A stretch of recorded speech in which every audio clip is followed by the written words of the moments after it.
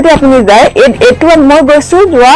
28-29 তাৰিখে গৈছো বানপানীৰ পিছতে মই গৈছো গৈ দেখিব গোটেই পাহাৰটো খান্দি পেলালে আপুনি গেলেকী ৰাস্তাটোৰ পৰা ধুনীয়াকে দেখিব কয়লা আৰু শিল খনন কাৰণ সেইটো সীমা গেলেকী হ'ল অসম আৰু নাগালেণ্ডৰ সীমামূৰীয়া এখন ঠাই গতিকে গেলেকীৰ পৰা নাগা পাহাৰটো একেবাৰে ওচৰত একেবাৰে ধুনীয়াকে দেখি থাকি গতিকে দেখিব যে গোটেই পাহাৰটো বখলা বখল কৰি পেলালে মই মানে অচি থাকোতে এনেকৈ শিল খনন হৈছিলে বুলি আমি আজি কয়লা কেনেকৈ আহিব পাৰিলে যদি সেইটো নোৱাৰিলেহেঁতেন তো সামাজিক মাধ্যমত লিখিবই নোৱাৰিলেহেঁতেন আজি মই ঘোষণা কৰি আছো যে তাত মন্ত্ৰী পত্নীও আছে সেই কথাটো বিৰোধিতা কৰিবলৈ অসমত এতিয়া মানুহৰ অভাৱ কাৰণ তেওঁলোকে জানে যে মন্ত্ৰী পত্নী তাত শিলৰ খননত জড়িত হৈ আছে তেখেতৰ নাম বাৰে বাৰে উচ্চাৰণ কৰিছে হয় মই বৰগোহাঁই যে তেখেতে এই শিলৰ খনন কয়লা খনন গোটেই বস্তুবিলাক তেওঁ তাৰ লগত সম্পূৰ্ণৰূপে জড়িত হৈ আছে বুলি তেখেতক আচলতে মই যিহেতু গোটেই বিষয়টোত জড়িত হৈ আছো মই অখিল গগৈক এই গোটেই সময়খিনিত মই অৱশ্যে লগ পোৱা নাই মই যিমানখিনি গাঁৱলৈ গৈছো বা য'ত আমি গম পাইছো যে তেখেতে খুব সহায় কৰিছে বুলিয়ে গম পাইছো মই যিহেতু ব্যক্তিগতভাৱে তেওঁ ফাণ্ডতো পইচা দিয়া নাই আৰু দ্বিতীয় তেওঁ ফাণ্ডৰ পৰা মই পইচাও লোৱা নাই আৰু তেখেতৰ লগত মই কামো কৰা নাই মানে তেখেতে বেলেগ ধৰণে কৰি আছে আৰু আমি ব্যক্তিগত মানে আমি কেইজনমান মানুহে 5-6জন মানুহে একেলগে কাম কৰিছে দেখি আছে সামগ্ৰিকভাৱে প্ৰয়াসবোৰ আপোনাৰ দৃষ্টিত বিফল ব্যৰ্থ ভুল পথে মানৱ কৰিলে নে ঠিকেই কৰিলে শেষৰ ফালেতো মোৰ লাগিছে ব্যৰ্থ আজি তেওঁ 5 বছৰৰ কাৰ্যকালত মই দেখিছো তেওঁ ব্যৰ্থ মই তেখেতৰ লগত 19 জুলাই যি জলপ্ৰলয় হৈছিলে উজনি অসমত সেই জলপ্ৰলয়ত এগৰাকী লেখকৰ ঘৰৰ সম্পূৰ্ণ ভেটি 5 ফুটলৈকে পানী উঠিছিল ভেটি প্ৰায় উচ্চন হৈ যোৱাৰ দৰে জলপ্ৰলয় উচ্চন কৰি পেলালে তেওঁ সকলো তাৰ স্বামী এতিয়াও এই অৱস্থাৰ পৰা মুক্তি পাব পৰা নাই আটুম টুকুৰাকৈ সাজি লোৱা ঘৰ এখন চকুৰ মুহূৰ্ত শেষ হৈ গ'ল 19 জুলাই নিশা পৰৱৰ্তী সময়ৰ সেয়া এক ইতিহাস কি হ'ল কি নহ'ল কিন্তু এই জলপ্ৰলয় আলফা অখিল গগৈ উজনি অসমৰ ৰাজনীতি আদি প্ৰসংগৰে প্ৰতিপক্ষৰ তেওঁ আজি অতিথি আৰু তেওঁ শুভেচ্ছাও জনাইছোঁ জুৰি বৰা বৰগোহাঁই দেওবৰাই তেওঁ এখন লিডু লাম উপন্যাস তেওঁ ভাষান্তৰ হৈছে ইংৰাজী ভাষালৈ প্ৰকাশ পাইছে আন্তঃৰাষ্ট্ৰীয় গ্ৰন্থ বিপণীত তেওঁ কিতাপ ইতিমধ্যে গৈছে তাৰ কাৰণে অভিনন্দন জনাইছোঁ পুনৰ আমি প্ৰথমে পাতিলোঁ 19 জুলাই যিটো জলপ্ৰলয় হ'ল উজনি অসমত তাত আপোনাৰ যিখন ঘৰ শিৱসাগৰৰ মেছাগড়ৰ কি হ'ল কেনে আপোনালোক সেই ক'ত আছিলে সেইটো সময়ত অৱশ্যে আমি ডিব্ৰুগড়তে আছিলো সেইদিনাখন ডিব্ৰুগড়ত আছিল ঘৰ নাছিলে নিজৰ ঘৰ নাছিলে হয় আমি ডিব্ৰুগড়ত যিহেতু আমি থাকো মানে আমি এতিয়া চাকৰি সূত্ৰে হয় আমাৰ ঘৰখন শিৱসাগৰতে হয় আৰু আমাৰ শিৱসাগৰ মেছাগড় গোহাঁইগাঁও হয় আমাৰ একেবাৰে গোটেই অঞ্চলটোত কৈছে যে 100 বছৰ ধৰি বানপানী হোৱা নাই মা দেউতাৰ মানে সৰু শাহুৰ স্মৃতিৰ পৰা আমি গম পাইছো যে 100 বছৰ ধৰি কোনো বানপানী হোৱা নাই গতিকে 19 তাৰিখে ঘৰলৈ 8টামান বজাত দেওৰ এজনে ফোন কৰিছে যে বৰজনালে যে কাকা দিখৌৰ পানী বাঢ়িছে আৰু তেতিয়া তেওঁলোকে ঘৰৰ মানুহে বিশ্বাস কৰা নাই দিখৌৰ পানী এনেও বাঢ়ে আৰু দিখৌৰ পৰা বহুত দূৰত্ব মেছাগড় গোহাঁইগাঁও আৰু সেইটো কাৰণে তেওঁলোকে ঘৰৰ মানুহ সাজু হোৱা নাই কিন্তু তেওঁলোকে যেতিয়া ৰাতি ভাত খাই বৰজনাৰ 8:30 মানত ফোন কৰিছে ভাত খাই যেতিয়া পিছফালে বাচন ধুবলৈ গৈছে আমাৰ পিছফালে পুখুৰী পাৰত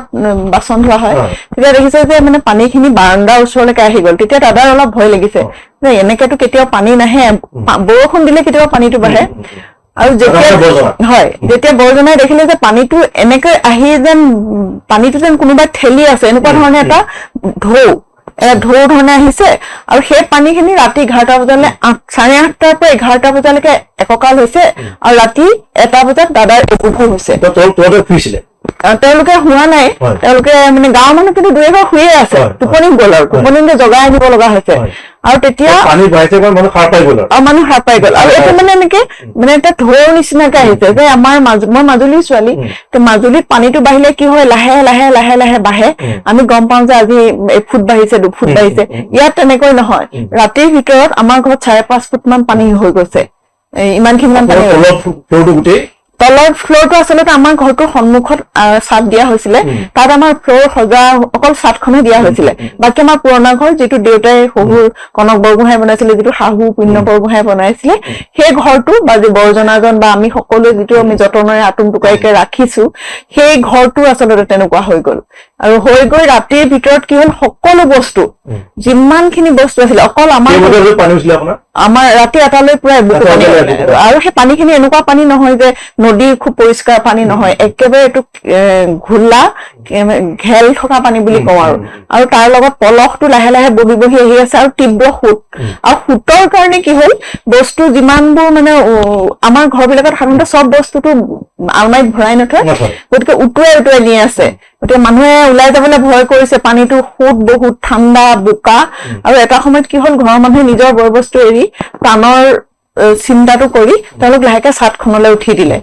দিয়াৰ পিছত ওচৰৰ পাজৰৰ কেইবাজনো 27জন মানুহ আমাৰ ঘৰত কেইবাদিনো থাকিলে আশ্ৰয় লৈ থাকিলে চাদৰ ওপৰতে থাকিলে আৰু তেনেকুৱা মই বহুত ভিজুৱেল আৰু ভিডিঅ' সামাজিক মাধ্যমত দিছো আৰু তেনেকৈ পিছদিনা 20 তাৰিখৰ ৰাতিপুৱালৈ প্ৰায় গোটেই গাঁওখনৰ বেছি মানুহে ঘৰৰ সা সম্পত্তি সম্পূৰ্ণ নষ্ট হৈ গ'ল পশুধন এইবিলাক সকলো নষ্ট হৈ গ'ল সম্পূৰ্ণভাৱে 19 জুলাই আপোনাৰ নিজৰ ঘৰ হয় 19 জুলাই 20 জুলাইলৈ এতিয়া গোটেই কথা এনেকুৱা হ'ল এই যে গোটেই যেটো জলৰ প্ৰলয় 19 জুলাই যেটো জলৰ প্ৰলয়ৰ আৰত শিল আৰু কয়লা মাফিয়া হয় উখিল গগৈ অভিযোগ আনিছে স্পষ্টভাৱে এইটো তাৰ মানুহৰ মুখে এতিয়া শিল আৰু কয়লা মাফিয়া এই কথাটো এটা প্ৰশ্ন এটা হয় আমি শিৱসাগৰত নহয় যদি শিৱসাগৰত একাশ সকলো সময়তে এই যে নাগালেণ্ডত দিখৌৰ দুই পাৰা যদি কয়লা খনন হৈ আছে বা শিৱসাগৰত দিখৌত অবৈধ শিল খনন হৈ আছে ইয়াৰ আগলৈকে কোনো দল সংগঠনে কোনো প্ৰতিবাদ কৰা নাছিল নেকি প্ৰতিবাদটোতো আমি দেখা নাছিলো কিন্তু আমি গম পাই আছিলো আপুনি যদি এই কেদিনতো যদি এই কথাটো পতিয়ন যাব পৰাকে আপোনাক এটা প্ৰমাণ লাগে তেতিয়াহ'লে মই কওঁ আপুনি নাজিৰাৰ পৰা এটা গেলেকীলৈ যোৱা এটা খুব ধুনীয়া ৰাস্তা আছে যিটো এবাৰ পানীয়ে কাটিলে তেতিয়াহ'লে আপুনি যদি সেই ৰাস্তাটোত অকমান দূৰ যায় গৈ পেলাই যেতিয়া আপুনি নাগালেণ্ডৰ ফালে দেখিব এইটো আজিৰ পৰা 10 বছৰ আগতে সম্পূৰ্ণ পাহাৰটো সেউজীয়া আছিল আৰু এতিয়া যদি আপুনি যায় এইটো মই গৈছো যোৱা 28-29 তাৰিখে গৈছো বানপানীৰ পিছতে মই গৈছো গৈ দেখিব গোটেই পাহাৰটো খান্দি পেলালে আপুনি গেলেকী ৰাস্তাটোৰ পৰা ধুনীয়াকে দেখিব যে গেলেকী সেইটো নাগা পাহাৰী য'ত মানে কয়লা আৰু শিল খনন কাৰণ সেইটো সীমা গেলেকী হ'ল অসম আৰু নাগালেণ্ডৰ সীমামূৰীয়া এখন ঠাই গতিকে গেলেকীৰ পৰা নাগা পাহাৰটো একেবাৰে ওচৰত একেবাৰে ধুনীয়াকে দেখি থাকি গতিকে দেখিব যে গোটেই পাহাৰটো বখলা বখল কৰি পেলালে গতিকে আপুনি গৈ কয়লা খনন শিল খনন তাৰ নদী যেটো আগতে বিহুবৰ বিখ্যাত হ'ল শিলৰ বাবে তাৰ নদীত আগতে শিলত মানুহে পিকনিক খাবলৈ যায় এতিয়া কোনো শিল নাই যেটো প্ৰাকৃতিক এইটো 20 বছৰ মানৰ পৰা 20 বছৰ আগতে বিহুবৰ মানে পিকনিক স্পট আৰু এতিয়া বিহুবৰ মানে শিলৰ মানে আপুনি ডাম্পাৰৰ পৰা যাব নোৱাৰে তেনেকুৱা ধৰণৰ মাফিয়া দুৰাত্ম এই গোটেই মই নাম নকৰো তবে এই গোটেই চক্ৰটোৰ লগত কেনেকুৱা ভাৱে জড়িত এইটোতো বিভিন্ন মই এতিয়া জুৰি বৰগোহাঁই এগৰাকী বিশিষ্ট লেখক মই সেই বিষয়টো পৰিচয় দিবলগীয়া নাই নতুন ধৰণে কিন্তু মই এগৰাকী সামাজিকভাৱে সচেতন মানুহ মই তেওঁলোকে জুৰি বৰগোহাঁয়ে টেবুলত বহি চিন্তা কল্পনা কৰি পেলাই কোনো উপন্যাস বা কোনো সাধু কথা নিলিখে কল্পনা কৰি নিলিখে বাস্তৱলৈ যায় পৰিভ্ৰমণ কৰে চৰজমিন বিষয়টো এটা অনুসন্ধান কৰি তাৰ ওপৰত আপোনাৰ প্ৰতিখন উপন্যাস লিখিছে এই উজনীয়া যিগৰাকী যুৱতী আপুনি উজনীয়া এগৰাকী ছোৱালী মই সেইকাৰণে আপোনাক প্ৰশ্নটো কৰিছো যে এই যে কাৰবাৰটো চলিছে এই যিটো অবৈধ খনন মাফিয়া গিৰি যিটো চলাই আছিলে এই মানুহবোৰ এই যিটো মানে সভ্যতাৰ বিৰোধী যিটো মানুহবোৰ এই মানুহবোৰৰ এই স্বৰূপটো মানে আৰক্ষী বা হেৰি ছত্ৰছায়াতে হৈ আছে নহলে সামাজিক মাধ্যমত এজন আৰক্ষী বিষয়ে কেনেকৈ লিখিব পাৰিব যে মই মানে ওচি থাকোতে এনেকৈ শিল খনন হৈছিলে বুলি আমি আজি কয়লাত কেনেকৈ আহিব পাৰিলে যদি হেতু নোৱাৰিলেহেঁতেন তো সামাজিক মাধ্যমত লিখিবই নোৱাৰিলেহেঁতেন আজি মই ঘোষণা কৰি আছো যে তাত মন্ত্ৰী পত্নীও আছে সেই কথাৰ বিৰোধিতা কৰিবলৈ অসমত এতিয়া মানুহৰ অভাৱ কাৰণ তেওঁলোকে জানে যে মন্ত্ৰী পত্নী তাত শিলৰ খননত জড়িত হৈ আছে আৰু আমি এইটোও জানো যে বৰ্তমান নহয় ইয়াৰ আমাৰ গুৱাহাটীৰে আৰু দ্বিতীয় কথা হ'ল এতিয়া যিজন নাজিৰা সমষ্টিৰ বিধায়ক তেখেতৰ নাম বাৰে বাৰে উচ্চাৰণ হৈছে হয় মই বৰগোহাঁই যে তেখেতে এই শিলৰ খনন কয়লা খনন গোটেই বস্তুবিলাক তেওঁ তাৰ লগত সম্পূৰ্ণৰূপে জড়িত হৈ আছে বুলি। তাৰ উপৰিও এতিয়া চৰকাৰখনেই নহয়, বিভিন্ন সময়ত ক্ষমতাশালী মানুহবিলাকে সেই শিল খননৰ লগত জড়িত হৈ আছে। গতিকে কাৰোবাৰ আৰু চৰকাৰৰ সম্পূৰ্ণ ছত্ৰছায়াত এইটো মাৰ্ঘেৰিটাটো কয়লা খননৰ ক্ষেত্ৰত আমি মাত মাতিছিলো যেতিয়া প্ৰাঞ্জল মৰাণ ঢুকাইছিলে, তেতিয়াও আমি কৈছিলো আৰু তেতিয়াও আমি গম পাইছিলো যে চৰকাৰৰ সম্পূৰ্ণ সজাগ চকুৰ মাজে কামবিলাক হৈ আছে আৰু এতিয়াও সেই একেটাই ঘটনা ঘটি আছে। তেওঁলোকে প্ৰান্তীয় মানুহৰ কাৰণে চিন্তা নকৰে, তেওঁলোকক হল যে আমাৰ সম্পদখিনি বিক্ৰী কৰি লাভালাভ ব্যক্তিগত কেইজন মানুহৰ হাতত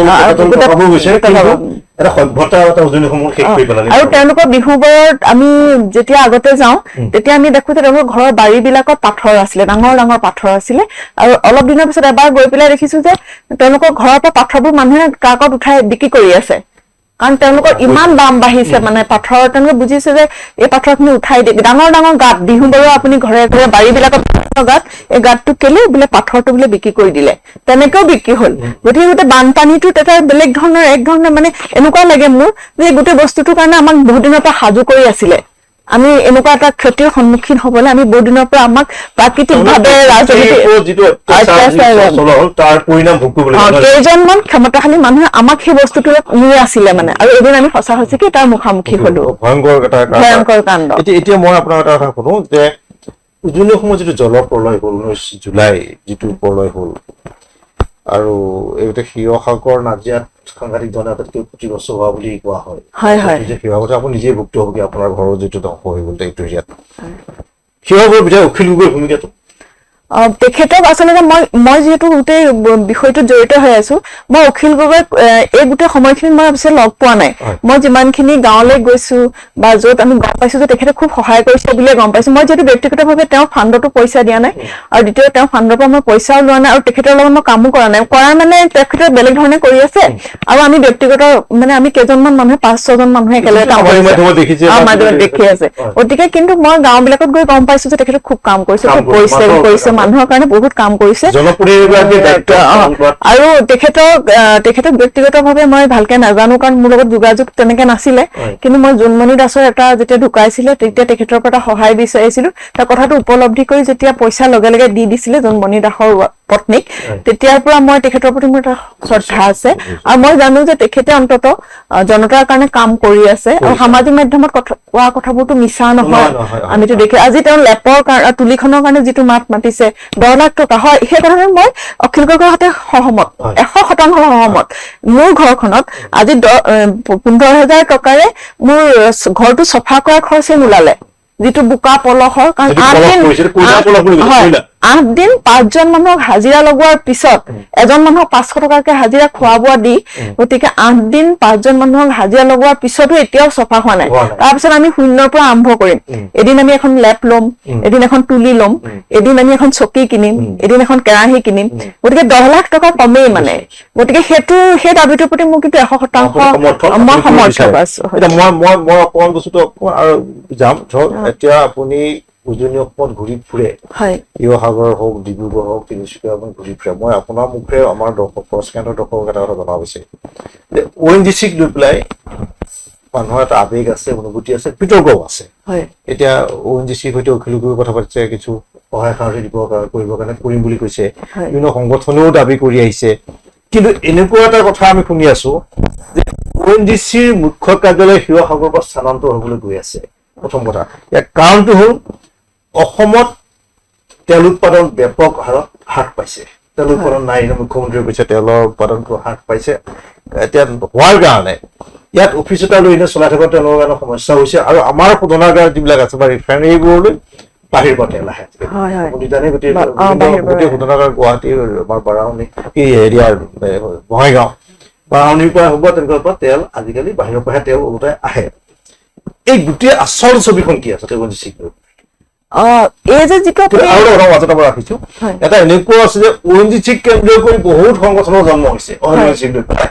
সেই সংগঠনবোৰ এটাই কাম হৈছে যে বিহু পতা, পূজা পতা, বিষ্ণুৰাভাত বিহু পতা, বিভিন্ন ইয়াত দাবী ধমকি দি অনবৰত ধৰ্ণা হৰতাল কৰি পেলাই ONGC-ৰ পৰা চান্দা সংগ্ৰহ কৰাৰ অভিযোগ আছে। কথাটো ONGC স্থানান্তৰ মুখ্য কাৰ্যালয় স্থানান্তৰ হয়তো বিভিন্ন ধৰণৰ এনেকুৱা ধৰণৰ কথা বতৰা জড়িত হৈ থাকিব পাৰে। আপোনাৰ মুখে জানিব বিচাৰে হয় মোৰ আচলতে মই একেবাৰে তেওঁলোকৰ অফিচিয়েল কথাবোৰ বা যিবোৰ মুখ্যমন্ত্ৰীয়ে কৈছে সেই বিষয়টোলৈ মই ইমান অৱগত নহয়। মুখ্যমন্ত্ৰীয়ে কৈছে যে তেলৰ উৎপাদন আমাৰ খাত যদি টকা পইচা খৰচ হয় কিন্তু নতুন খাত এটা কৰিবলৈ গৈছে আকৌ তেল নাপায় পইচা মিলি যায়। কিন্তু আমি কিছুমান কথা বতৰা আমালৈ ফোন কৰে বিভিন্ন মানুহে বা তাৰে শুভাকাংক্ষী মানুহ যে তেলৰ উৎপাদন যথেষ্ট হাৰ বাঢ়িব শেষত তেল আমাৰ আপুনি জানে তেল আমাৰ অসমত বাহিৰৰ পৰা আহে তেওঁ কুন্ধাৰগাৰবোৰ এনেকুৱা পৰিৱেশত কেতিয়া স্থানান্তৰক এটা গুণা কথা চলে মাজে মাজে মই দুটা কথা ইয়াতে কম। প্ৰথম কথা হ'ল মই যিখন গাঁৱলৈ বিয়া হৈছো ওচৰতে ONGC বহুত খাদ আছে তাৰ প্ৰভাৱটো হ'ল তাৰ মাটিৰ গুণাগুণটো কমি যোৱা মানে শিৱসাগৰ মেচাগৰ খুব ভাল জেগা আগতে আহোম যুগৰ মেচাগৰ মাদুৰীৰ মাটি ধান ৰজাই খাইছিলে সেইটো সেই অঞ্চলটো সেইটো কাৰণে বিখ্যাত কিন্তু য'তে ত'তে বহি যোৱা খাদৰ কাৰণে সেই অঞ্চলটোৰ কৃষি ক্ষেত্ৰত বিস্তৰ ক্ষতি হৈছিল সেইটো এটা কথা খাদ বহুৱাৰ কাৰণে। দ্বিতীয়তে অৰ্থনৈতিকভাৱে সেই সময়ৰ মানুহখিনি সহায় কৰিছিল বহুত অশিক্ষিত বা টেকনিকেল শিক্ষা নোহোৱাকৈ বহুত মানুহে চাকৰি পাইছিল তেওঁলোকৰ আৰ্থিক অৱস্থাত বহুত সহায় হৈছিল কিন্তু এতিয়া সেই বস্তুটো কমি গ'ল। আৰু দ্বিতীয় কথা হ'ল সংগঠনৰ কথাটো উজনি অসমত ONGC অইল এইকেইটাৰ কাৰণে যে অসমত সংগঠন বেছি সেইটো 100% শুদ্ধ আৰু হয় CSR ফাণ্ড বুলি যিটো ফাণ্ড থাকে সেই ফাণ্ডটোৰ গইনা লৈ বিভিন্ন দল সংগঠনে বিভিন্ন ধৰণৰ অনুষ্ঠান পাতে। এতিয়া মই আপোনাক এটা সৰু অভিজ্ঞতা কওঁ এইটো আমাৰ ৰাইজেও জানক। এবাৰ মোক এটা অনুষ্ঠানলৈ মাতিলে বিষ্ণু ৰাভাৰ দিৱসলৈ মাতিছে আৰু তাতে মোক ভাষণ দিবলৈ কৈছে যে বিষ্ণু ৰাভাৰ সাম্যবাদৰ আদৰ্শৰ ওপৰত মানে দৰ্শন আৰু আদৰ্শ এনেকুৱা এটা টান নাছিলে মই এতিয়া বিষয়টো পাহৰি গৈছো সম্পূৰ্ণ কিন্তু সাম্যবাদৰ ওপৰত আৰু মোক মানে যিটো ভাষণ দিব কৈছে এটা জটিল বিষয় মই 10 দিনমান পঢ়া শুনা কৰি অনুষ্ঠানটোলৈ গলো এখন প্ৰান্তীয় গাঁও এখনত আৰু তাৰ ওচৰত অইলৰ অফিচ আছে মই গলো আৰু ভাষণ যেতিয়া মোক সময়টো দিছিলে আবেলি 2টা বজাত অনুষ্ঠান 4টা বজালৈকে আৰম্ভ হোৱা নাই 4টা বজাত কৈছে ষ্টেজত এতিয়া ৰছী টনাটনি খেল আৰু গাঁৱৰ মহিলাসকলে ৰছী টনাটনি খেলিছে মই আৰু অলপ খঙালি চবেই জানে যে মই খুব মানে খুব এনেকুৱা অভিযোগ নকৰিলো কিন্তু মই লগে লগে মঞ্চ ত্যাগ কৰিলো মানে সভাগৃহ ত্যাগ কৰি গুচি আহিলো। তেতিয়া মই সুধিছো যে তোমালোকে এই অনুষ্ঠানটো কিয় পাতিছিলা কৈছে আমি CSR ফাণ্ড পাইছিলো এইটো কাৰণে পাতিছিলো। গতিকে এই ধৰণৰ কাম কিছুমান হৈ থাকে সেইটো আমি স্বীকাৰ কৰো মানে যিটো ধৰক অকল সেই পইচাটোৰ কাৰণে মই নিজে এইটো অভিজ্ঞতাটো আছে চান্দা আৰু আমাৰ এতিয়া উজনি অসমত বিখ্যাত আৰু সংগঠন এতিয়াতো বহুত কমি আছে কিন্তু বহুত সংগঠন আছে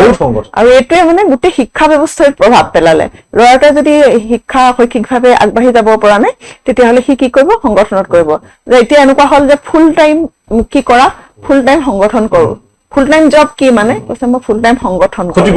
এইটোৱে কিন্তু অৰ্থনৈতিকভাৱে এটা সময়ত সহায় কৰিছিলে কিন্তু কৃষি খণ্ড মানে আমাৰ ফাৰ্টিলিটি যিটো মানে আছে মাটিৰ যিটো মানে গুণাগুণ সেইটো বহুতখিনি প্ৰভাৱ পেলালে। দ্বিতীয় ছাত্ৰসকলক বিশেষকৈ এই সংগঠনৰ গইনা লৈ বহুত মানুহ ধনী হ'ল বহুত মানুহে পঢ়া শুনা আধা শেষ কৰিলে বহুত মানুহে ইজি মানিৰ পিছত দৌৰিলে ইয়াৰ প্ৰভাৱটো কিন্তু বহুত আছে কিন্তু ইয়াৰ পৰা যদি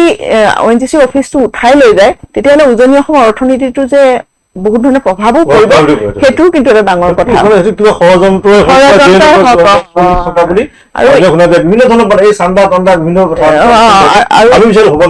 এইটো হ'ব নালাগে এইটো অসমৰ গৌৰৱ। আৰু দ্বিতীয় কথা হ'ল কি এতিয়াতো জনতাৰ সুবিধা অসুবিধাক লৈ এইটো চৰকাৰে গুৰুত্ব নিদিয়ে গুৰুত্ব দিব তেওঁলোকৰ লাভালাভৰ কাৰণে লৈ যাওঁ বুলি ক'লে তেওঁলোকে নিবই তাত কোনো মানুহে কান্দা কাটা কৰি আন্দোলন ধমকি কৰি অফিচটো ৰাখিব নোৱাৰে আচলতে যদি আমি বিচাৰিম যে হ'ব নালাগে আমি বিচাৰিম যে হ'ব নালাগে থাকক অফিচটো এতিয়াও বহুত কৰ্মচাৰী আছে বহুত মানুহৰ ঘৰ চলি আছে কন্ট্ৰেক্টৰ আছে বহুত ছাপ্লায়াৰ আছে যিখিনি মানুহে ONGC অফিচ কেন্দ্ৰিক এটা জীৱন চলি আছে গতিকে জড়িত হৈ আছে ভাল কামো কৰি থাকে বহুত ল'ৰা ছোৱালীক পঢ়াই থাকে বহুত তেওঁলোক কোচিং ক্লাছ দিয়ে গতিকে বহুত ভাল কাম কৰি থাকে তেওঁলোকে মই এটা আহিম ধৰক 1979 সাতেপ্ৰত আলফা জন্ম হ'ল আপোনাৰ শিৱসাগৰতে ৰংঘৰত তাৰ পৰা আজি 2026 এই যিটো পৰিক্ৰমা আলফাৰ এই গোটেই পৰিক্ৰমাটোত আলফাৰ যিটো এই যে এই 79 পৰা 2026 হ'ল এই দীঘলীয়া সময়ছোৱাত অসমৰ মানুহৰ কি হ'ল আচলতে কি পালে সেইটো তাৰমানে 47 বছৰ মই বহুত ভাগ্যশালী মই বিভিন্ন ঠাইতো কৈছো যে মই লক্ষীনন্দনৰ চাকৰি সূত্ৰে 16 বছৰ চাবুৱাত থাকিবলৈ পালো চাবুৱা মানে পৰেশ বৰুৱা গাঁও জেৰাই গাঁও চাবুৱা মানে অনুপ বৰুৱা গাঁও হয় গতিকে এই দুজন মানুহ তাতেই আছে অনুপ চেতিয়াৰ ঘৰ গতিকে জেৰাই গাঁও বিখ্যাত জেৰাই গাঁও গোটেই ভাৰতে জানে বা বিশ্বই জানে জেৰাই গাঁও কি গতিকে মই চাবুৱাত থাকিলো সেইটো মোৰ জীৱনৰ এটা ডাঙৰ পইণ্ট আৰু আলফাক কেন্দ্ৰ কৰি আবেগ বা আলফাক লৈ আমাৰ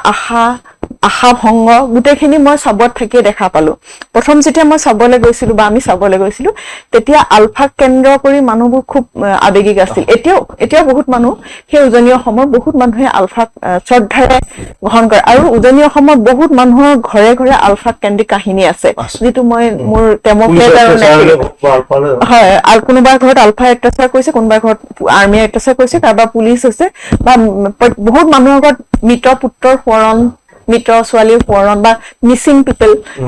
এই গাঁওখনৰ দুজন মানুহ আজিও বিচাৰি পোৱা নাই এখন গাঁৱৰ 5জন মানুহ বিচাৰি পোৱা নাই কাৰণ আমাৰ তথ্যগতভাৱে এতিয়াও প্ৰায় 12,000তকৈ বেছি প্ৰায় 16,000 মান মানুহ মিচিং হৈ আছে আলফাৰ দিনত গতিকে সেইখিনি কাহিনী পালো দ্বিতীয়তে ফ্ৰাষ্ট্ৰেশ্যনো পালো আলফালে গৈ এনেকুৱা ধৰণৰ যে আলফালে গৈ জীৱনটো ধ্বংস কৰিলে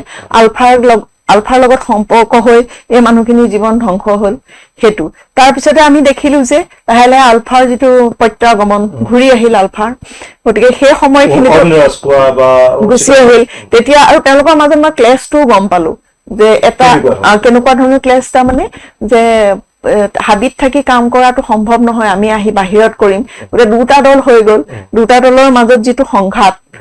তেওঁলোকৰ সেই সংঘাত হল তাৰ উপৰি মই ডিব্ৰুগড়লৈ যেতিয়া আহি গলো ডিব্ৰুগড়ত দেখিলোহি যে যিসকল আগতে আত্মসমৰ্পণ আছিলে তেওঁলোকৰ ৰমৰমীয়া ব্যৱসায় যে মাটি বাৰী ঘৰ দুৱাৰ এইটো আমুক আলফা ছালফাৰ ঘৰ সেইটো আমুক ছালফাৰ ঘৰ এইটো পেট্ৰল পাম্প তামুকৰ তেতিয়া মানে মোৰ নিজৰ ভিতৰতে এগৰাকী মানে নিৰীক্ষক হিচাপে মই দেখিলো যে মই ভিতৰত এটা কন্ট্ৰাডিকশ্যন দেখো যে এখিনি মানুহ হাবিত কষ্ট কৰি এনেকে থাকিলে এখিনি মানুহে পেট্ৰল পাম্প ইমান দহমহলীয়া ঘৰ বনাইছে আৰু এখিনি মানুহৰ পুত্ৰহাৰা মাতৃহাৰা হৈ বা সন্তানহাৰা হৈ তেওঁলোকে কান্দা কাটা কৰি আছে এই গোটেই চাফাৰিং এই গোটেই যন্ত্ৰণা এই গোটেই হেৰিটো দেখিলো তাৰপিছত মই কেমোফ্লেজ আৰু নেত্ৰী লিখোতে এই তেওঁলোকৰ মানুহখিনিকো খুব একেবাৰে ওচৰৰ পৰা লগ পালো গতিকে তেওঁলোকৰ অবৈধ সন্তান আৰ্মিৰ দ্বাৰা ধৰ্ষিত নাৰী আৰু 22জন গোটেই আপুনি জানিব বা আমাৰ অসমৰ মানুহে জানে পৃথিৱীৰ কোনো বিপ্লৱত নোহোৱা ঘটনা এটা অসমৰ ক্ষেত্ৰত হৈছিল আলফাৰ দিনত যেতিয়া ভূটান আক্ৰমণ হৈছিলে ভূটান আক্ৰমণত হেৰাই যোৱা 22জন মানুহ আজিলৈকে নাই আৰু তেওঁলোকৰ মানুহ কেইগৰাকী আজিও শিৰত সেন্দুৰ লৈ থাকে এইটো কোনো পৃথিৱীৰ বিপ্লৱৰ ইতিহাসত নাই আজিও তেওঁলোকে ভাবে যে সেই মানুহকেইজন ঘূৰি আহিব আৰু এই ঘূৰি অহাৰ এইটো ৰৈ থকাও বহুত বছৰ হৈ গল যিটো মানে কোনো কিমান আমাৰ বিপ্লৱ হৈছে কিমান আমাৰ ভাৰততে কিমান এলটিটি বিপ্লৱ হৈছে আমাৰ ধৰক নক্সাল বিদ্ৰোহ হৈছে ভাৰত আন্দোলন হৈছে বিভিন্ন ধৰণৰ ইনচাৰ্জেন্স বিপ্লৱ হৈছে বা বিশ্বতো বিভিন্ন ধৰণৰ হৈছে কিন্তু 22 গৰাকী মহিলাই শিৰত সেন্দুৰ লৈ আজি পৰ্যন্ত ভূটান আক্ৰমণৰ পৰা আজি পৰ্যন্ত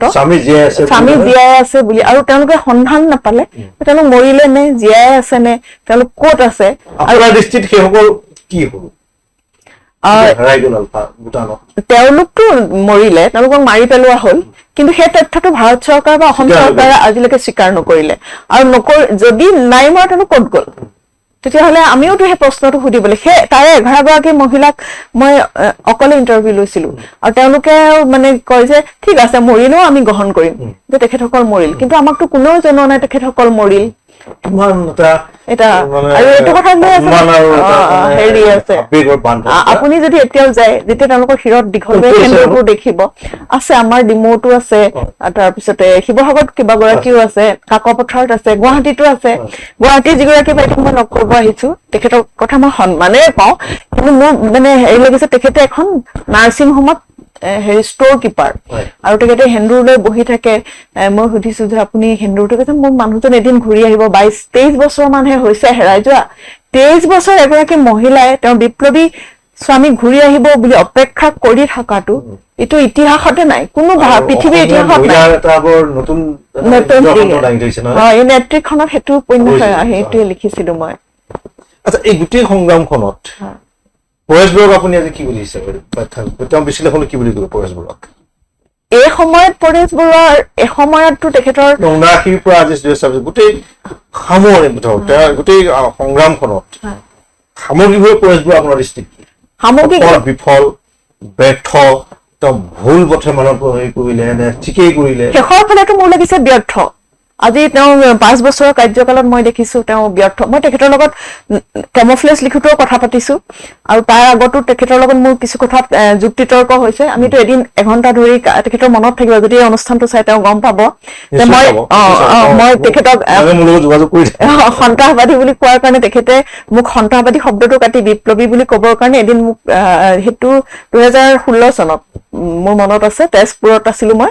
গতিকে মোৰ জেগাডোখৰটো মনত আছে মই পাৰ্ক এখনত ছোৱালীজনীক খেলাই আছো আৰু তেখেতে মোক ফোন কৰি কৈছে আপুনি শব্দটো আঁতৰাওক মই কৈছো মই নাটৰাও আপুনি মোক কি কৰিব এনেকুৱা ধৰণৰ আমাৰ যুক্তিতৰ্ক কৈছে তেতিয়া আলফা বহুতেই বেছি এক্টিভ কিন্তু মই ভয় কৰা নাছিলো 2016 চনত আৰু তাৰপিছত এতিয়াও অলপ দিনৰ মই যেতিয়া কেমোফ্লেজ লিখি আছো তেতিয়াও মই তেখেতৰ লগত এবাৰ কথা পাতিছিলো কিন্তু এজন শেহতীয়াভাৱে তেওঁক ব্যৰ্থ বুলি ভাবো কিন্তু অসমৰ নিচিনা এটা অঞ্চলত দীৰ্ঘদিন ধৰি এজন নেতা হৈ থকাৰ সফলতাটো তেওঁ বহুত অংশীদাৰ একেবাৰে মই ব্যৰ্থ বুলি নেতা হৈ আছে পৰেশ বৰুৱা সংগঠনটো থাকিব লাগিব সংগঠন থাকিব লাগিব সেইটোকে কৈছো যে শেষৰ 5 বছৰ যিটো সংগঠনৰ গতি ললে বা আজি তেওঁ অসমৰ জনগণে এই মানত ক্ষতিগ্ৰস্ত হৈছে এই তেওঁ আমি অনা অসমীয়াৰ দ্বাৰা প্ৰতি মুহূৰ্ততে শোষিত হৈছো আমি প্ৰান্তীয় মানুহৰ মৃত্যু একেবাৰে সহজ হৈ পৰিল আমাৰ হাতত সম্পদ নাই আমি আজি মানে দিন ভিক্ষা কৰিলে খাবলৈ পাওঁ সেই এনেকুৱা অৱস্থালৈ যোৱাৰ পিছতো তেখেতৰ যেতিয়া এষাৰ সবল বাট নাই তেতিয়াহ'লে তেওঁলোকৰতো সংগঠনৰ ফালৰ পৰা তেওঁ বিফলেই আৰু দ্বিতীয় কথা হ'ল তেওঁ যিবিলাক সতীৰ্থ যাক লৈ তেওঁ কাম কৰি আছিলে তেওঁলোকে এতিয়া তেওঁৰ বিপৰীত স্থিতি গ্ৰহণ কৰিছে সেইফালৰ পৰাও তেওঁ সামৰিকভাৱে পৰেশ বৰুৱা বিফল আৰু ব্যৰ্থ মোৰ দৃষ্টিত শেহতীয়াকৈ একেবাৰে ব্যৰ্থ বুলি মই কৈছো এতিয়া মই তেওঁ সংগ হৈ পেলাই অনুপ চেতিয়া বা অৰবিন্দ ৰাজখনত উভতি আহিল হয় হয় তেওঁলোকে মূল খুঁটিৰ লগত থাকি পেলাই কেবিনেট কৰিব চুক্তিও স্বাক্ষৰ কৰিলে কেন্দ্ৰীয় চৰকাৰৰ সৈতে নৰেন্দ্ৰ মোদী চৰকাৰৰ লগত চুক্তি কি হ'ল কি পৰ্যায়ত সকলোৱে জানে পেলাই চুক্তি এতিয়া অৰবিন্দ ৰাজখোৱা অনুপ চেতিয়া হওঁতে অৰবিন্দ ৰাজখোৱাৰ মানদণ্ড নোহোৱা হৈ গ'ল যোৱা জীৱনৰ পৰা অনুপ চেতিয়াই মাজে মাজে খিলঞ্জীয়া সত্তা কিবা কিবি বিষয় লৈ অকণমান কৈ মেলি থাকি তেওঁ যে আছে সেইটো মই মানুহ আভাস এটা পাওঁ এই সকলৰ কি বুলি ক'ব প্ৰচাৰক বিফল নে সফল আচলতে প্ৰথম যেতিয়া অৰবিন্দ ৰাজখোৱাহঁত আহিছিল বা অনুপ চেতিয়া ডাঙৰীয়াহঁত আহিছিল তেতিয়া আমি এজন সমাজৰ এজন মাজৰ মানুহ হিচাপে আমি বহুত আশা কৰিছিলো যে তেওঁলোক আহিছে ঠিকে আছে কেতিয়াবা সশস্ত্ৰ বিপ্লৱ এটা সফল নহবও পাৰে কিন্তু তেওঁলোক ঘূৰি আহি তেওঁলোকৰ অভিজ্ঞতাই অসমীয়া সমাজ জীৱনত তেওঁলোকে ডাঙৰ ভূমিকা পালন কৰিব অৰ্থনৈতিক সামাজিক ৰাজনৈতিকভাৱে কিন্তু এতিয়া আমি তেখেত বা আমাৰ অৰবিন্দ ৰাজখোৱা ডাঙৰীয়া তেখেতসকল অহা বহুত বছৰ হ'ল অৱশ্যে কাবেৰী বাইদেৱে তেখেতে কিবা এটা কাম কৰি আছে তেখেতক লগ পাই থাকো তেখেতৰ কথা মই ক'বলৈ নাযাওঁ কিন্তু অৰবিন্দ ৰাজখোৱাৰ নিচিনা নেতা বা তেখেতৰ কথা কৈছো অনুপ চেতিয়া তেখেতৰ কথা কৈছো তেখেতসকলৰ পৰা আমি এই পৰ্যায়তকৈ বহুত বেছি আশা কৰিছিলো যে তেওঁলোকে এতিয়া যিহেতু গণতন্ত্ৰলৈ চামিল হ'ল গতিকে গণতান্ত্ৰিক উপায়ে তেওঁলোকে বহুত এক ধৰণৰ নেতৃত্ব দিব আমাৰ জনসাধাৰণক এটা ৰাস্তা দেখুৱাব তেওঁলোকক সমৰ্থন কৰি আমাৰ প্ৰাণ দিয়া মানুহৰ কাৰণে তেওঁলোকে অন্ততঃ কিবা এটা কৰিব কিন্তু এতিয়ালৈকেতো আমি দেখাই নাই কি কৰি আছে কেতিয়াবা তেওঁলোকৰ মতামত দেখো যে চৰকাৰী ফালে কেতিয়াবা দেখো বিপক্ষৰ ফালে কেতিয়াবা দেখো জনতাৰ ফালে কেতিয়াবা দেখো জনতাৰ বিপক্ষে গতিকে এইটো মুহূৰ্তলৈকে আমি গম পোৱা নাই আচলতে তেওঁলোকে কি কৰি আছে আৰু হয়তো তেনে কিবা কৰি আছে এটা বিপ্লৱে হওক বা অৰ্থনৈতিক সংগ্ৰামে বিফল হয় হয় আৰু তেওঁলোকে এইটো আমাক দেখুৱাব লাগিছিল যেতিয়াই তেওঁলোকে হয়তো আজি এই ইণ্টাৰভিউটো চোৱাৰ পিছত ক'ব যে আমি অমুকটো কৰি আছো তমুকটো কৰি আছো কিন্তু মই যিহেতু মই আকৌ কৈছো যে মই এটা বেলেগ এটা জেগাত থাকো মই যদিও ডিব্ৰুগড়ত থাকো মই এই শিৱসাগৰ এই কাকপথাৰ এই মই আপোনাৰ মহাদেৱপুৰ গলো এই মই চাবুৱা গলো মই হেৰি গলো তেতিয়াতো মইতো গম পাব লাগিব যে এইখিনি কাম অনুপ চেতিয়াই কৰিছে এইখিনি কাম অৰবিন্দ ৰাজখোৱাই কৰিছে হয়তো কৰিছে মোকতো কোনোবাই খবৰ দিব লাগিব আৰু তেওঁলোকৰ সংগ্ৰামখন তাতে যদি মই ক'ৰবাত উপলব্ধি কৰিলোহেঁতেন যে বাহিৰত আহি তেওঁলোকে এই কামখিনি কৰি আছে তেতিয়াহ'লে আমি সঁচাকে সুখী আৰু আনন্দিত আৰু গৌৰৱো অনুভৱ কৰিলোহেঁতেন মই ভাবো মই এটা কথা ভাবিম যে উজনি অসমত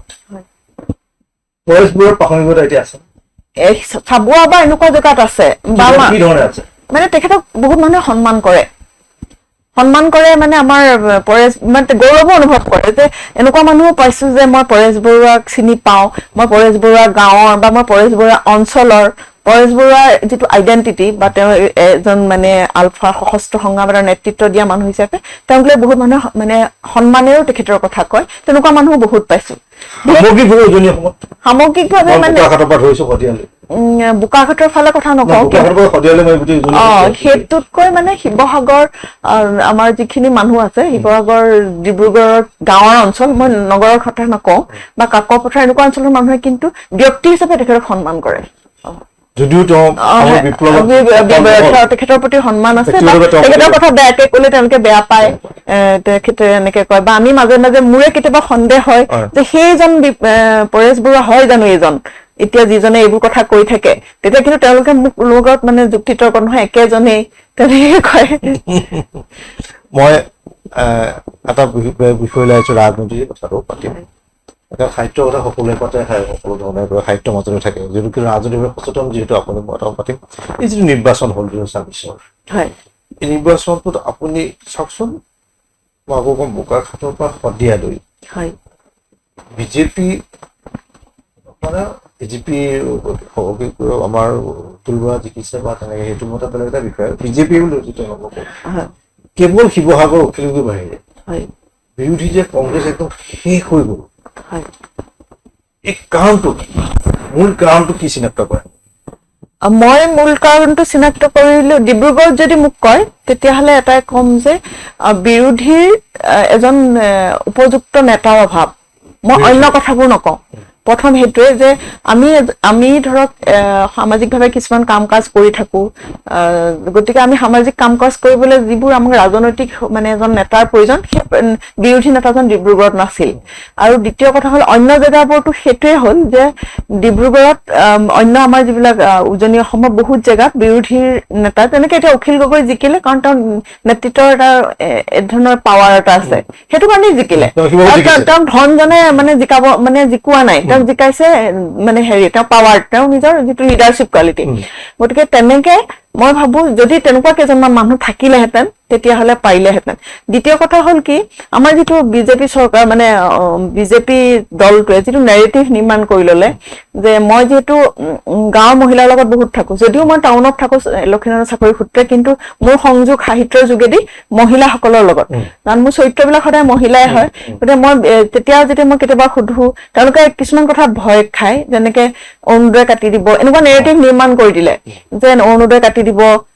আমুক কৰিব তামুক কৰিব এইটো একদম গ্ৰাছৰুট লেভেলৰ পৰা কিছুমান নেৰেটিভ নিৰ্মাণ কৰিছে যিবোৰ অন্য কোনো ৰাজনৈতিক দলে কৰিবই নোৱাৰিলে সেইটো বিজেপি দলে সেই কামটো কৰাৰ কাৰণে যিটো মানে আচলতে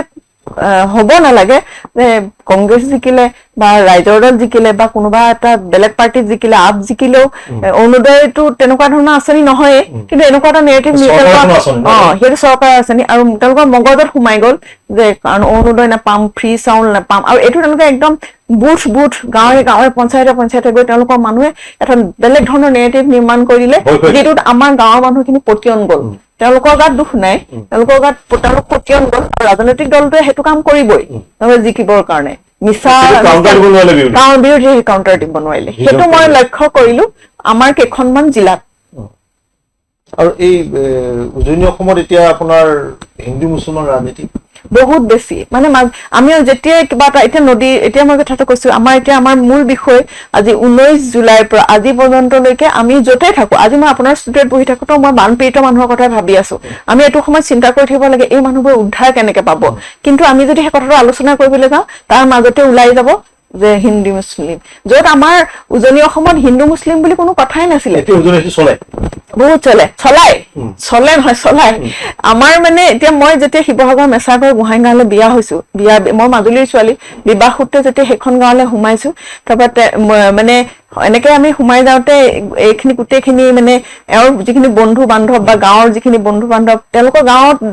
মাজতে চব মুছলিম মানুহ বা এনেকুৱা কথা নাছিল যে তেওঁলোক বেলেগ তেওঁলোক বুলি আমি নকৈছিলোৱে এওঁলোকে কয় যে আমাৰ ইছমাইল আমাৰ আমুক এনেকে কয় কিন্তু সেই বস্তুটো লাহে লাহে লাহে লাহে সেই গাঁৱৰ মাজতো লাহে লাহে মানুহবোৰে সুমুৱাই আনিছে, মুছলমান সুমুৱাই আনিছে। মানুহবোৰে অৱশ্যে এটা কথাই ভাল, উজনি অসমত এই মানুহে বাৰে বাৰে প্ৰত্যাখ্যান কৰিছে। হিন্দু মুছলিমৰ যিটো ক্লেছ, যিটো ৰাজনৈতিক এটা নেৰেটিভ নিৰ্মাণ কৰি তেওঁলোকৰ মাজত ভৰাই দিবলৈ গৈছে, বাৰে বাৰে প্ৰত্যাখ্যান কৰিছে। এতিয়া যে কিছুমান বিতৰ্ক হয় বদৰুদ্দিন ভৰি কেলে ধৰিলে, সেইবোৰ বাৰে বাৰে প্ৰত্যাখ্যান কৰিছে আমাৰ সাধাৰণ মানুহে, যে আমি তেনেকুৱা নহয়, আমাৰ কাৰণে যি দান দিছে তেওঁৱে ভগৱান। আৰু এইটো বহুত চেষ্টা কৰিছে, ৰাজনৈতিক দলটোৱে বহুত প্ৰেচাৰ দিছে জনতাক ভাবিবলৈ, সাম্প্ৰদায়িক। কিন্তু মোৰ ভাল লাগে যে এতিয়াও সেই বস্তুটো খোপনি পুতিব পৰা নাই, খোপনি পুতি মানে ঘৃণাৰ এটা বজাৰ সৃষ্টি কৰিব পৰা নাই, যিটো কাৰণে আমি ৰাজনৈতিক দলটোক খুব মানে প্ৰথমৰ পৰা আমি মানে বিৰোধ কৰি আহিছিলো, যে ঘৃণাৰ যিটো তেওঁলোকে বিয়পাইছে, ঘৃণাৰ ৰাজনীতিটো, আমি সেইটো কাৰণেই বিৰোধী। কিন্তু সেইটো এতিয়ালৈকে খোপনি পুতা নাই। বিশেষকৈ মই ডিব্ৰুগড়তো দেখা নাই, ডিব্ৰুগড়ত থাকো, শিৱসাগৰতো দেখা নাই। সেই ভয়টো খাই, কিন্তু ঘৃণাটো মানে ইমান বেছিকে সোমাব পৰা নাই। আজি বিপদ আপদত আমি দুইটা ধৰ্মই একেলগে কাম কৰি আছো। এই বানতো সময়তো বা ডিব্ৰুগড়তো আমি দেখিছো তেনেকুৱা। ধন্যবাদ জুৰিবা বৰগোহাঁই, লিডু লামৰ সফল হওক। আৰু মই সাহিত্যতকৈ অলপমান সামাজিক বা ৰাজনৈতিক কথা বতৰাখিনি পাতিছো কিছু, কাৰণ মই যিহেতু